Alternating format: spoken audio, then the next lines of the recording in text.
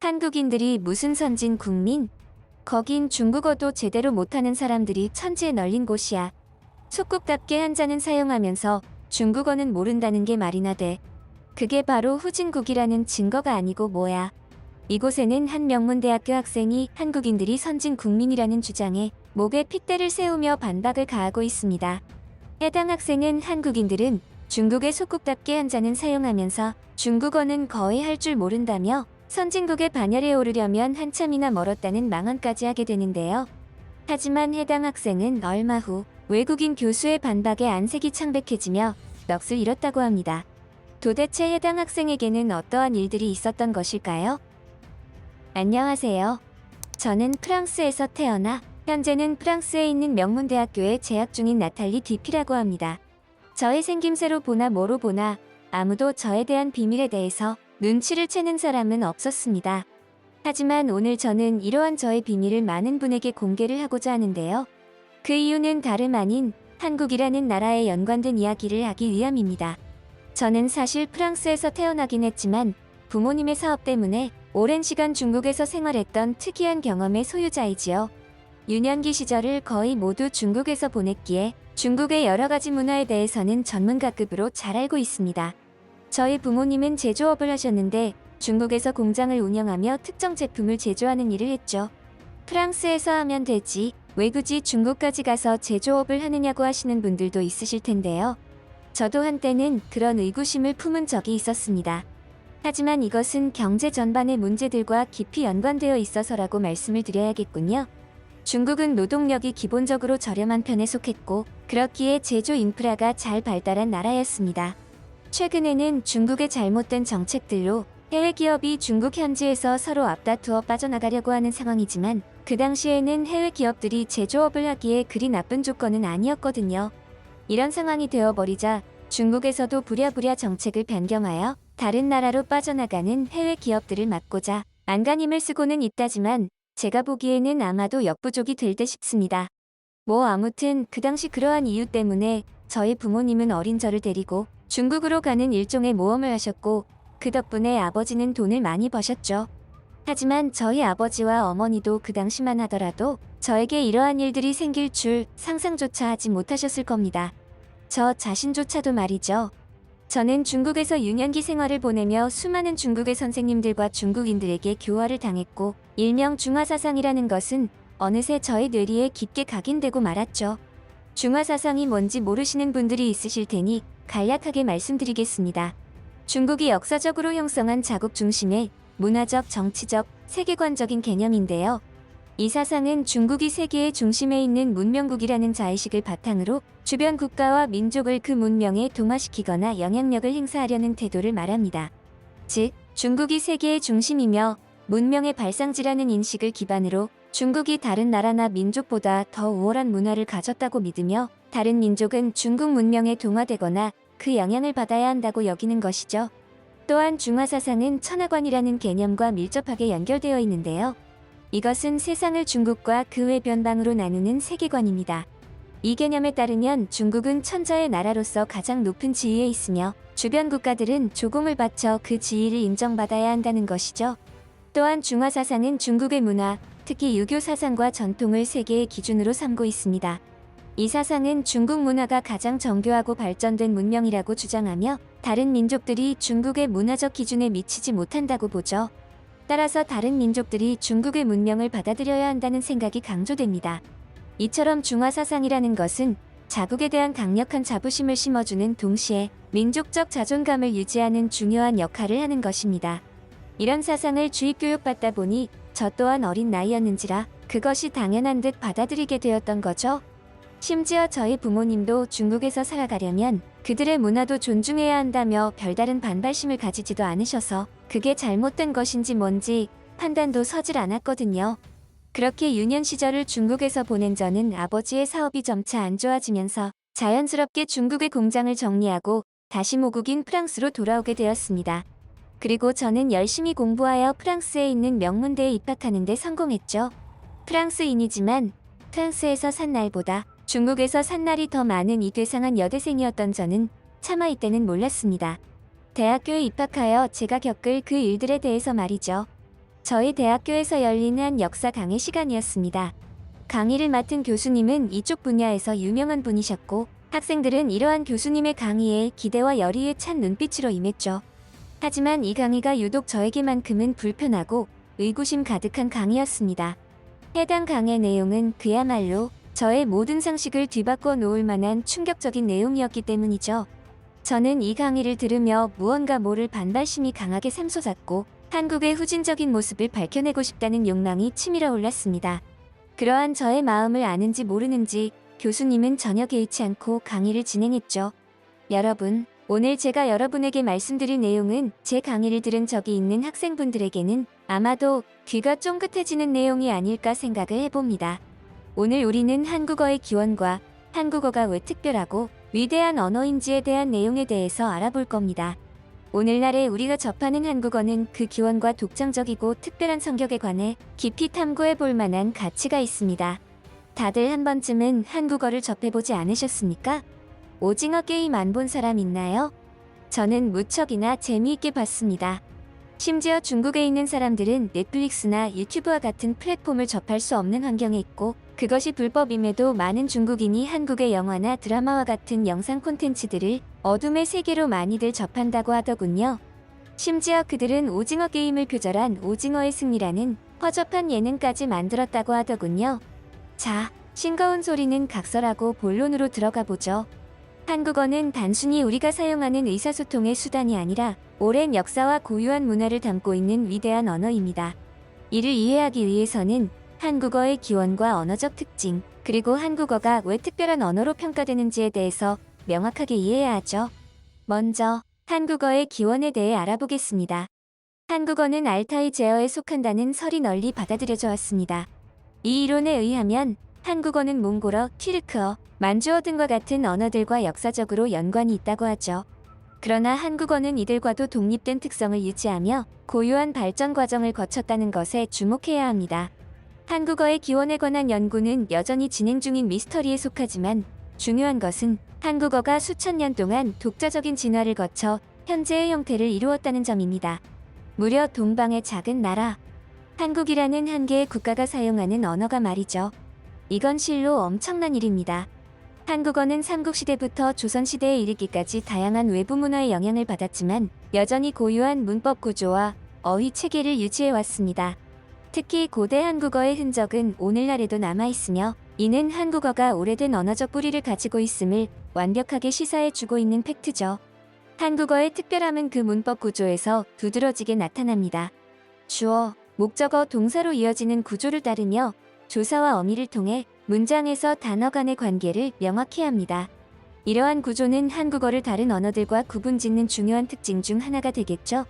또한 한국어는 어미 변화를 통해 시제, 존댓말, 의문, 부정 등 다양한 의미를 전달하는 것이 가능하게 해줍니다. 이를테면 가다라는 기본 동사에 가요, 갔어요 등의 어미를 붙여서 다양한 상황에서 사용할 수 있죠. 이 때문에 한국어는 문법적으로 유연하고 풍부한 표현이 가능한 언어가 됩니다. 단언컨대 한국어로 표현이 불가능한 사물이나 현상이 있다면 그것은 그 어떤 언어로도 표현이 불가능할 것입니다. 그만큼 한국어는 엄청난 표현력이 가능한 언어라고 할 수 있죠. 그뿐만이 아닙니다. 한국어의 문자체계인 한글은 언어적 천재성을 잘 보여주고 있습니다. 세종대왕이 1443년에 창제한 한글은 전 세계적으로 가장 과학적이고 체계적인 문자로 평가받고 있죠. 한글은 음소문자로 자음과 모음을 결합하여 다양한 소리를 표현할 수 있습니다. 이는 한글이 매우 경제적이고 효율적인 문자체계임을 의미하고요. 한글의 자음은 발음기관의 모양을 본떠 설계되었고 모음은 천지인을 상징하는 기본 원리를 따르죠. 이러한 과학적 설계 덕분에 한글은 배우기 쉽고 누구나 쉽게 사용할 수 있는 문자가 된 것입니다. 한글 창제 당시 세종대왕이 뭐라고 말했는지 아십니까? 백성이 쉽게 배워서 누구나 글을 쓸 수 있게 하려고 한글을 만들었다고 하였습니다. 이 얼마나 훌륭한 위인입니까? 이 목표는 너무나도 성공적이었으며 한글은 그 당시의 문맹을 크게 줄이는 데 이바지했죠. 저는 감히 말하건대 세종대왕이 있었기에 지금과 같은 선진국의 한국이 생겼다고 말씀드리고 싶습니다. 앞서 이야기했다시피 한국어는 단순한 의사소통 수단을 넘어 한국인의 정체성과 문화를 담고 있습니다. 특히 한국어의 존댓말 체계는 사회적 관계와 예의를 중시하는 한국 문화를 잘 반영해주고 있죠. 이러한 언어적 특징은 한국어가 단순히 정보 전달을 넘어서 사회적 상호작용의 중요한 도구로 사용된다는 것을 단적으로 보여주고 있다고 생각합니다. 한국어는 또한 풍부한 문학적 전통을 가지고 있습니다. 한국어로 기록된 고전 문학 작품들, 예를 들어 삼국유사나 훈민정음 해례본 등은 한국 문화와 사상의 깊이를 잘 보여주는 작품들이죠. 이러한 문헌들은 한국어의 표현력이 얼마나 뛰어난지, 그리고 이를 통해 얼마나 깊은 감정과 사상을 전달할 수 있는지를 증명합니다. 요즘에는 한국의 드라마나 영화들이 아주 전 세계적으로 난리가 났죠. 저도 한국 드라마의 팬 중에 한 명입니다. 그런데 한국의 드라마가 유독 감동적이고 재미있는 이유가 뭘까요? 저는 한국어가 그 한 몫을 제대로 하고 있다는 생각입니다. 그 인물들의 복잡 미묘한 감정들과 사상을 표정과 행동뿐만 아니라 언어로도 기가 막히게 표현을 하다 보니 그 의미가 더욱 우리의 마음을 헤집어 놓는 것이죠. 이처럼 오늘날의 한국어는 전 세계적으로 영향력을 확장하고 있습니다. 특히 한국의 대중문화는 전 세계적으로 인기를 끌고 있으며 이는 한국어에 대한 꾸준한 관심을 높이는 현상으로 직결되는 겁니다. 요즘 젊은 친구들 사이에서 한국어를 배우는 것이 유행처럼 번지고 있다는 소문도 있던데 맞습니까? 그건 아주 현명하고 좋은 현상입니다. 지금 한국어를 배워 놓는다면 반드시 도움이 될 테니까요. 당신이 무엇을 준비하든지 간에 말입니다. 이렇게 점점 더 많은 사람이 한국어를 배우고 있는 것이 국제적으로도 한국어가 중요한 언어로 자리매김하고 있음을 보여주는 증거죠. 또한 한국어는 디지털 시대에도 강력한 경쟁력을 갖추고 있습니다. 한글은 간결하고 직관적인 문자체계 덕분에 컴퓨터와 모바일 기기에서 사용하기에 매우 적합하죠. 이는 한국어가 현대 기술과 문화 속에서 생명력을 유지하는 데 중요한 역할을 하는 겁니다. 현대와 미래적으로 생각해 보았을 때 한국어는 선진 국민의 언어로 우뚝 서는 날이 올 거라는 것이 저의 생각이죠. 이러한 교수님의 강의를 듣던 저는 더 이상은 도저히 듣지 못하겠다는 뉘앙스로 교수님에게 손을 들어 질문했습니다. 교수님, 제가 프랑스에 다시 돌아온 것이 얼마 되지는 않았지만 제가 알던 지식과는 너무나 다른 부분들 때문에 엄청나게 혼란스러운데요. 제일 먼저 드는 생각이 한국인이 무슨 선진 국민이라는 거죠? 제가 알고 있는 그 동북아시아의 한국이 맞나요? 중국의 속국과 다름없는 그 한국말입니다. 거긴 중국어도 제대로 못하는 사람들이 천지에 널린 곳입니다. 속국답게 한자는 사용하면서 중국어는 모른다는 게 말이나 되나요? 그게 바로 후진국이라는 증거가 아니고 뭔가요? 저는 유년 시절을 동북아시아 중국에서 보냈기에 그 누구보다 한국에 대해 잘 알고 있어요. 교수님께서 말씀하시는 한국의 모습은 전혀 사실이 아니라고요. 이러한 저의 발언의 강의실 분위기는 일순 차갑게 식는 듯 했습니다. 그만큼 잠깐이었지만 기분 나쁜 정적이 흘렀죠. 하지만 저로서는 참을 수 없는 상황이었기에 해당 질문을 하지 않을 수 없었습니다. 하지만 한편으로는 저의 이러한 당연한 발언에도 불구하고 교수님과 강의실의 학생들은 경악스러운 표정을 짓는 것을 보고 무언가 잘못되어도 한참 잘못되었다는 것을 깨달았죠. 이토록 차가운 분위기 속에서 교수님은 저의 의구심에 대한 답변을 내놓았습니다. 학생은 프랑스인이죠? 그렇군요. 잠시 헷갈려서 말입니다. 학생은 지금 중국의 언어가 한국의 언어보다 더 뛰어나다고 생각하고 있는 것 같군요. 그렇죠. 게다가 한국이 중국보다 못 사는 후진국이라고 주장하는 것이고요. 와, 정말이지 놀라운 현상이네요. 어디 보자. 나탈리 뒤피. 중국에서 유년 시절을 보내다가 프랑스로 넘어온 지 얼마 되지 않았군요. 중화사상의 세뇌가 이토록 무섭다는 것을 다시금 느끼게 하는 상황이네요. 하긴 그곳에서는 인터넷을 하더라도 중국 내부망을 이용한 인터넷만 접속이 가능하니 그럴만도 하겠군요. 유튜브도 시청할 수 없도록 통제하는 곳이 중국이지 않습니까? 자, 그렇다면 학생의 의구심에 대한 답변을 한번 해볼까요? 한국어는 한국이 선진국으로 도약하는데 어떻게 기여를 했을까요? 언어는 단순히 의사소통의 도구일 뿐만 아니라 한 사회의 문화, 경제, 교육 그리고 국가 발전에 큰 영향을 미치는 중요한 요소입니다. 한국어는 한국의 발전 과정에서 아주 중요한 역할을 했고 이를 통해 한국이 오늘날의 선진국으로 자리 잡는 데 이바지했죠. 첫 번째로 한국어는 효율적인 교육과 지식 확산에 중요한 역할을 했습니다. 한국의 교육 시스템은 한글과 한국어를 기반으로 매우 체계적이고 효율적으로 운영됐습니다. 1945년 해방 이후 한국은 한글을 통해 문맹률을 급격히 줄이는 데 성공했으며 이는 국민 전체의 교육 수준을 빠르게 향상시키는 데 기여했습니다. 세종대왕의 한글 창조 의미와도 부합하는 부분이죠. 한글의 과학적이고 단순한 문자체계 덕분에 누구나 쉽게 읽고 쓸 수 있게 되었고 이는 대중의 지식 접근성을 크게 향상시킨 것입니다.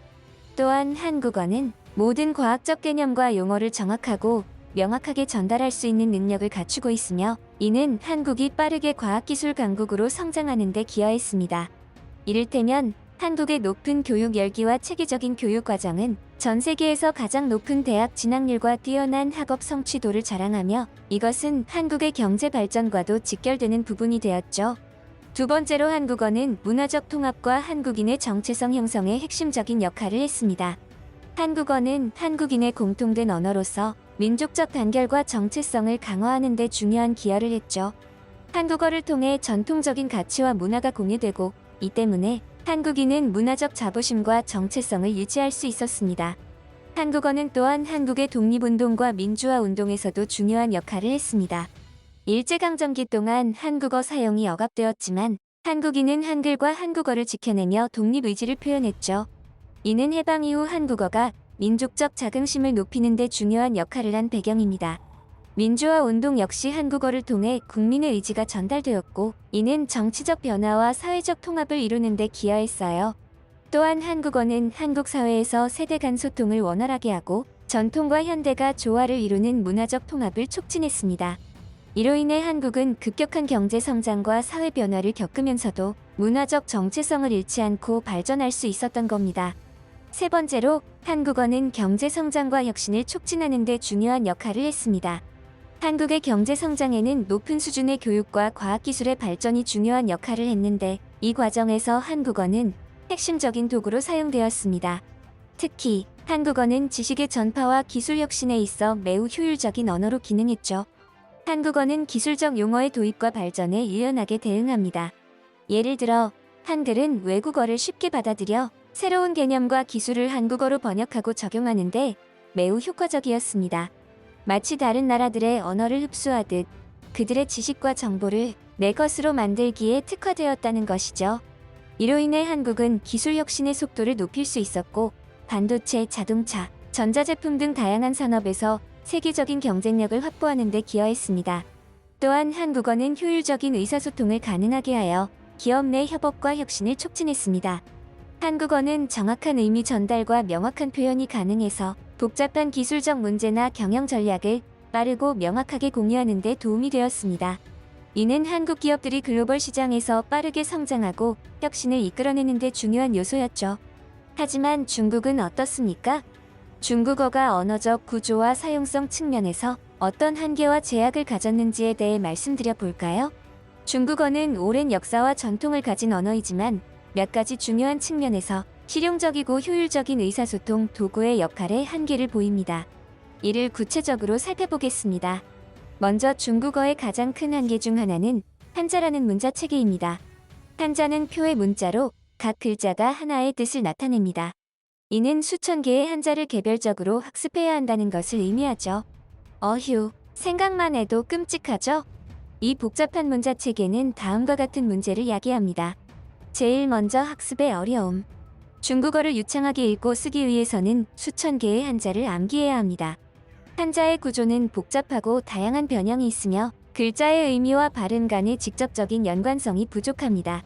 예를 들어 한자 태어날 생이라는 글자는 생명, 나타, 학생 등 다양한 의미로 사용됩니다. 각각의 맥락에서 의미를 정확히 파악하기 위해서는 문맥에 대한 깊은 이해가 필요하죠. 이것은 언어를 배우는데 큰 장애물로 작용합니다. 심지어 중국인조차도 모든 한자를 제대로 모르는 경우가 태반이며 실제로 중국의 문맹률은 한국에 비해 터무니없이 높죠. 중국은 오랫동안 높은 문맹률을 가지고 있었고 이는 복잡한 한자 체계와 직접적으로 연관됩니다. 비록 현대에는 문맹률이 낮아졌다고는 하지만 한자를 익히는 데 걸리는 시간과 노력이 상당하죠. 이는 특히 교육 자원이 부족한 중국 지역 내에서는 아주 큰 문제가 되고 있습니다. 사람이 살아가는데 최소한으로 필요한 것이 글을 읽고 쓰는 것인데 중국의 시골 지역을 가면 여기가 과연 현대의 문명 시대를 살아가는 곳이 맞나? 싶은 생각까지 들 정도로 원시인들을 보는 듯하죠. 또한 환자는 컴퓨터나 스마트폰 같은 디지털 기기에서 사용하기에 너무나도 큰 불편함을 초래합니다. 예를 들면 중국어를 타이핑할 때 사용자는 발음에 따라 한자를 선택해야 하는 구조이며 여러 가지 동음이어가 존재할 수 있습니다. 이것은 타이핑을 하는 속도를 늦추고 정확한 의사소통을 어렵게 만듭니다. 한마디로 컴퓨터로 다른 누군가와 중국어로 대화하려면 그 대화가 끝나기도 전에 속이 터져서 죽을 수도 있다는 말입니다. 웃을 일이 아니에요. 진짜 환장한다니까요. 실제로 저는 일 때문에 중국에 있는 사람과 채팅으로 업무적인 대화를 해야 하는 일이 있었는데 딱 하루 그 사람과 컴퓨터로 대화했다가 못하겠다고 비즈니스를 파했던 적이 있었죠. 하지만 한국어는 어때요? 24개의 자음과 모음을 조합하여 모든 소리를 표현할 수 있어서 학습이 용이하고 디지털 환경에서도 매우 효율적으로 사용되죠. 저도 완벽하지는 않지만 한글을 사용할 줄 안답니다. 중국어는 성조를 통해 의미를 구분하는 언어입니다. 발음이 유사하지만 성조에 따라서 전혀 다른 의미를 갖는 것들이 많다는 것이죠. 이것은 상황에 따라 자칫 잘못하면 큰 오해를 살 수도 있는 부분입니다. 성조에 따라 의미가 완전히 달라지기 때문에 성조를 정확하게 사용하지 않으면 의사소통에 큰 문제가 발생할 수 있죠. 특히 비원어민에게는 성조를 정확히 구분하고 발음하는 것이 매우 어려운 과제입니다. 나는 당신을 사랑합니다. 라고 말하려다가 나는 당신을 증오합니다. 라는 의미가 되어버리면 어떻겠어요? 환장하겠죠? 발음은 또 어떨까요? 중국어는 4가지 주요 성조 외에도 다양한 발음적 변형이 존재합니다. 이로 인해 발음의 자유도가 제한되며 새로운 단어나 외래어를 받아들이는 데 제약이 생기게 되죠. 반면 한국어는 성조의 영향 없이 발음을 비교적 자유롭게 할 수 있어서 새로운 단어나 외국어를 쉽게 수용하고 표현할 수 있습니다. 성조를 구분해야 하는 중국어의 특성상 듣는 사람도 발음과 성조에 매우 민감해야 합니다. 매사에 귀를 쫑긋 기울여야 한다는 거예요. 가벼운 농담을 하더라도 말이죠. 이것은 지속적인 청각적 피로를 유발할 수 있고 특히 빠르게 말할 때 오해를 불러일으킬 가능성이 높아지죠. 중국어는 동사 변화나 복잡한 시제 표현이 부족하기 때문에 문장의 맥락을 명확히 이해하지 않으면 정확한 의미 전달이 어려울 수 있습니다. 중국인들이 매사에 신경질적이고 화가 많은 것도 이러한 영향도 있을 것으로 예상하는 전문가들도 많죠. 이를테면 과거 시제를 나타내는 문장이지만 단 하나의 글자에 의해 시제가 결정되기 때문에 세밀한 의미 구분이 어려울 수 있는 것입니다. 중국어는 한국어처럼 복잡한 존댓말 체계를 가지고 있지 않습니다. 이것은 사회적 관계나 상호작용에서 미묘한 뉘앙스를 전달하는 데 어려움을 초래하죠. 한국어는 존댓말과 반말을 통해 대화 상대방과의 관계를 명확히 표현할 수 있어서 사회적 상호작용이 보다 섬세하게 이루어질 수 있죠. 중국어는 한자의 결합을 통해 새로운 단어를 만들지만 각 글자의 의미가 고정되어 있기 때문에 어휘를 유연하게 확장하는 데 한계가 있습니다. 반면 한국어는 외래어와의 결합을 통해 신조어를 쉽게 만들 수 있고 이는 기술 발전과 사회 변화에 빠르게 적응하는 데 유리합니다. 이러한 중국어와 한국어는 서로 굉장히 상반되는 특징들을 지니고 있는 것이죠. 결과적으로 한국이 왜 선진국으로 발돋움했는가, 혹은 중국이 왜 그 많은 인구와 넓은 영토에도 불구하고 후진국으로 살아가는가에 대한 어느 정도의 해답은 알 수가 있는 것이죠. 그런데 한국이 중국어를 사용하지도 못하는데 어떻게 선진 국민이냐고요? 제가 한번 물어봅시다. 여러분의 집에서 키우는 강아지가 멍멍 짖으며 옆집 강아지와 대화를 하고 있습니다. 그 모습을 지켜보며 여러분은 저 강아지들의 대화 방식을 궁금해하며 저들의 언어를 구사하고 싶어지는 욕망이 생깁니까? 저는 전혀 그럴 것 같지 않군요. 이러한 교수님의 답변은 강의실 장내 분위기를 완전히 전환시키는 데 성공했습니다. 학생들은 환호했고 물개 박수까지 치는 학생들도 있었죠. 하지만 저는 너무나도 충격적인 발언들에 넋이 나가버린 상태였습니다. 제가 그동안 알아왔던 어쩌면 저의 유년 시절 그 자체라고도 할 수 있는 그 세월이 모조리 사라지는 기분이 들었거든요.